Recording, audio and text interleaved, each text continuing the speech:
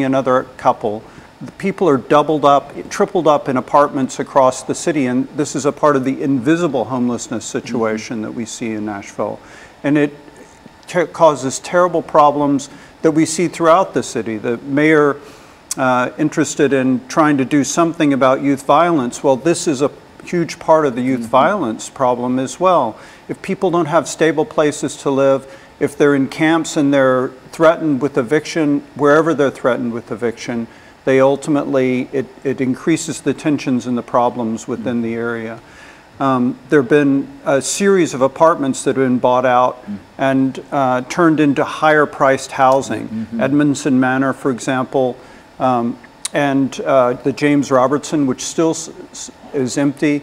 And all of these people have been forced into other places, often either outside of the county or into literal homelessness. Now, Mr. Rodriguez, you talk about the statistical information in reference to the homeless population. Give us some information in reference to that and how what we're doing here in Nashville differs from some of the issues, some of the other areas that you might be familiar with. Yeah, so my focus in my research is national, although in the last year or so I've tried to focus more on Nashville specifically. What's really striking to me is how normalized mass homelessness has become. So in leading up to the 1980s, homelessness was more or less cyclical. It would be tied a lot more to the labor market. When there was a lot of unemployment, there would be a lot more homelessness. When unemployment would go down, homelessness would tend to go down too. But starting in the late 70s, early 1980s, we started to see this sustained mass homelessness, and the bottom floor estimates today are about 500,000 nationally, although it's that's not counting a lot of people, so it's probably over 1 million at least. And so so one question I have is why is it we've gotten used to it, we've adjusted to homelessness having a place in our society at this level, and so we need to do something to introduce it. We need to realize a different ethic, really. But so one, there are several approaches being adopted by Nashville to reduce homelessness. I mean, there's more of the preventive side, building affordable housing. That's what a lot of advocates here in Nashville are wanting to do. Once people become homeless, one debate nationally has been how do you, what's the best way to get people back into housing? Yeah. And that's a real problem, you think, that, and you find that Nashville is no different in a real sense from a large number of urban areas, not only large areas, but I would imagine that if you go in Smyrna, you'll find the same kind of issue. Perhaps they might be more intense in Smyrna than they might be in Nashville, simply because Smyrna probably does not have the resources, really does not have the resources to deal with that as part of the population. And so what we want to do, and we're coming to the end of this second segment, what we want to do, we want to start with Howard here, and to talk about this issue of gentrification, because I think that is a real issue. And I think we see all of these great buildings going up in Nashville. We're becoming urban, but in a real sense, a large number of folks are suffering because of it. And so what we're going to do, we're going to take this first commercial break, and we'll be back with our audience following this very, very short commercial break.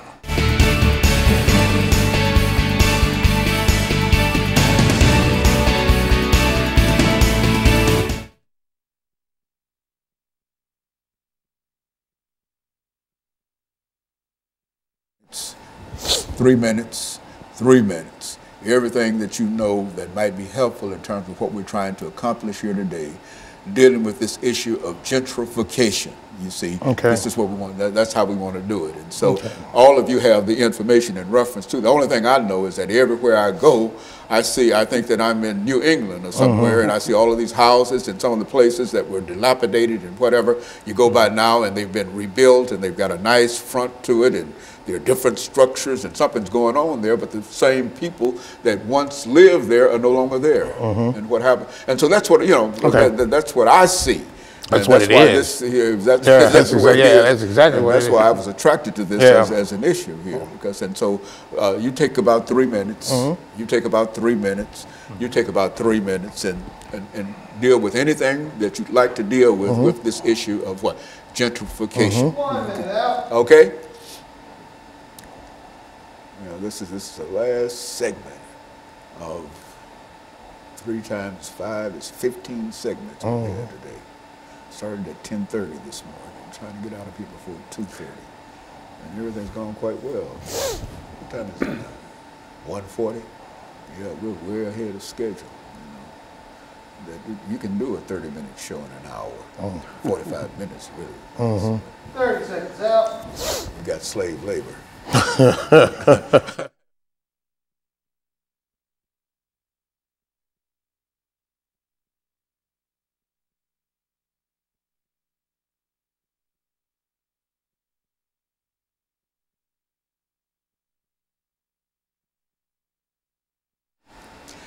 Thank you and welcome back to the final segment of the show for today.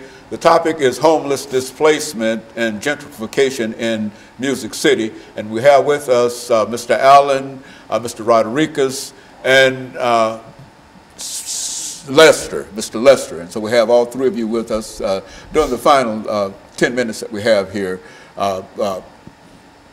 Let's start off, Mr. Allen, by talking about this issue of gentrification and the impact that it has on Nashville itself, and then you'll have 3 minutes and you'll have 3 minutes.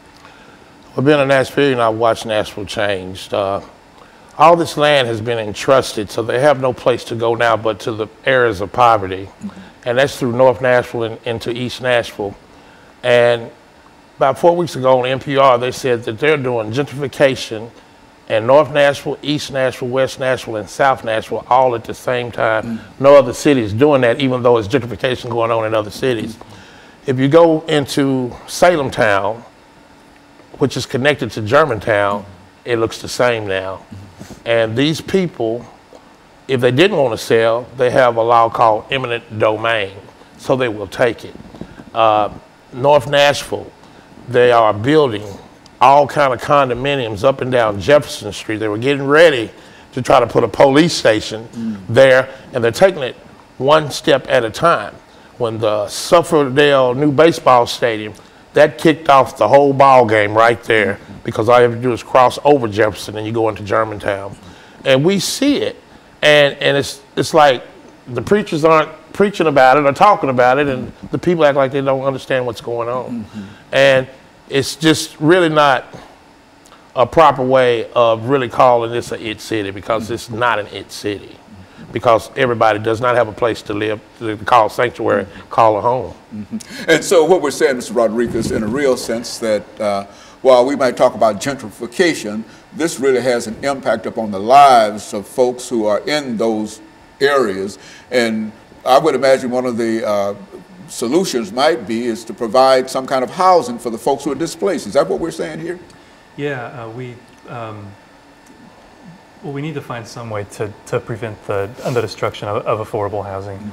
And one reason is because it affects African American communities in particular very hard, and that's one reason why after 1980. African Americans have been disproportionately homeless. Before 1980, that wasn't really the case. So I think gentrification has something to do with that. So that no matter how old the structure might be, when you remove the structure, the house itself, no matter what the conditions might have been in that house, the people still had a place to go. And when you remove the house, the people no longer have a place to go, and they are literally homeless. I guess this is what we talk about, the destruction of the homeless population. Is that what we're talking about?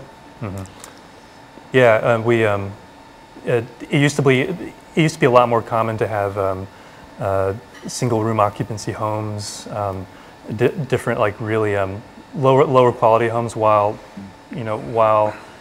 not ideal, they were still something. But as urban renewal has really taken flight, that kind of housing has been destroyed in a lot of cities. Well, Mr. Lester, in view of the fact that everywhere you look, you see some kind of skyscraper going up in Nashville, which is to say that we have the ingenuity to build as many of these things as we possibly can and as fast as we possibly can.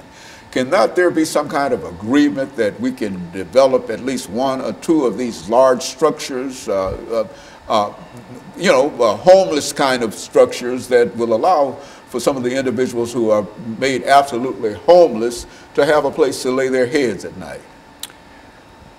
Well, you point to the building of these buildings. A large part of this is tax finance. They give tax breaks to large developers, over $300 million during the period of Carl Dean, to build these places that, the theory, I suppose, is that the prosperity will trickle down.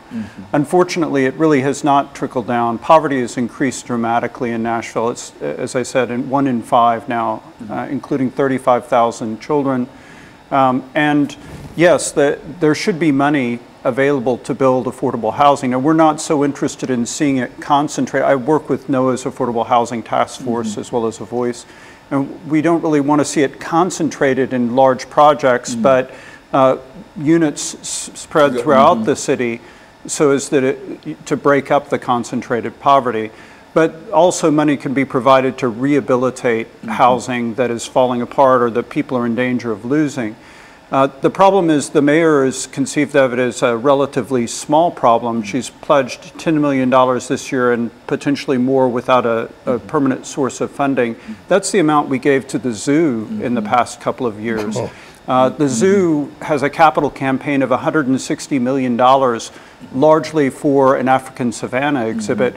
We feel like the city should have a larger capital campaign for people who are either homeless or who are in danger of falling into homelessness.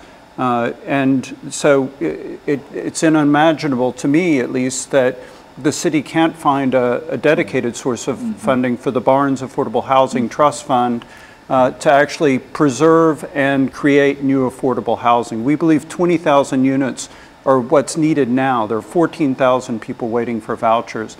And these are people, families, people with children, people that are citizens, taxpayers who've lived here for a long time that desperately need some assistance.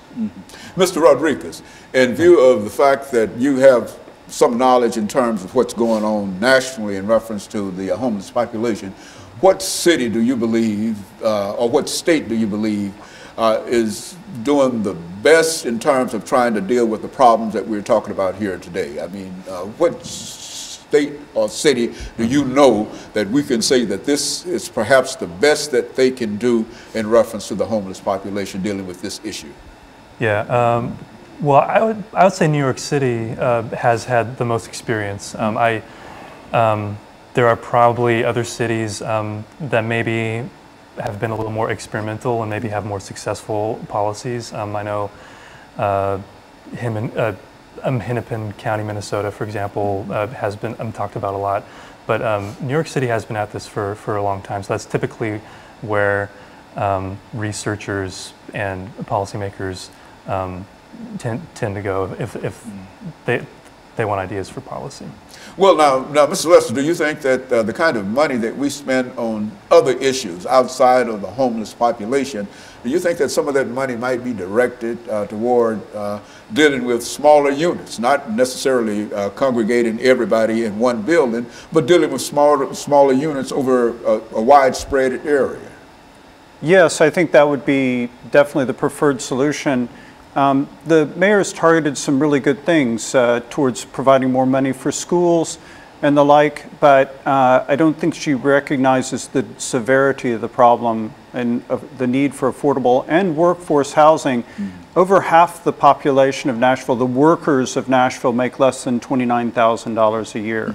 And over half the renters are cost burdened. They can't really afford the housing that they're living in, which puts them in danger all the time of becoming, ending up on the street. That's exactly right. And so in a real sense, we've got a real issue here, but it's an issue that perhaps it can be solved by money. Money might not solve everything, but do you think that we can solve some of these issues by more money? I think so. That's one thing that it's going to take is money to change the policy, and then we forget about the large population that is incarcerated that have mental illness, and they don't need to be locked up, but one day they're going to be free, and they're not going to have a home.